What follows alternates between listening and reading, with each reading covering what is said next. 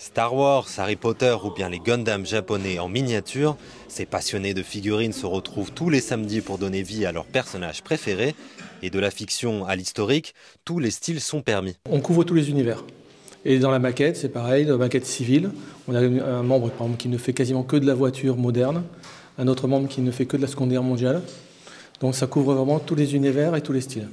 On s'évade, on se pose et puis on décompresse complètement, quoi. Ouais.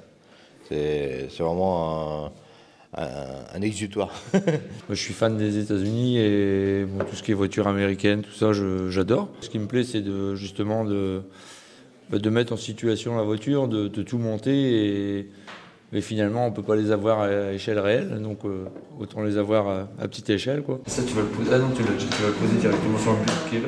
Mais le véritable plaisir de ces réunions, c'est d'échanger des conseils et traîner sa dernière pièce, et surtout de passer des moments conviviaux. Ça nous permet de passer aussi le samedi après-midi avec les amis maintenant, parce que bon, au début, on ne connaissait pas grand monde, et maintenant, c'est devenu des amis, quoi. Une fois terminées, ces pièces de maître ne restent pas dans un placard. L'association part régulièrement présenter ses figurines en exposition.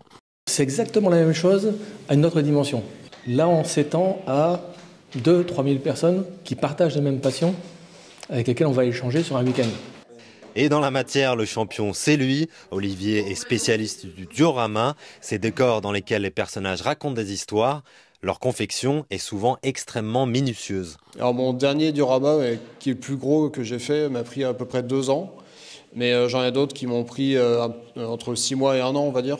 Quand je crée un décor, il faut que je le conçois, je l'imagine, etc. C'est énormément de travail, de préparation.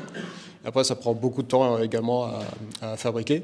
Donc voilà, quand je travaille des bustes comme ça, c'est la récréation, si on veut.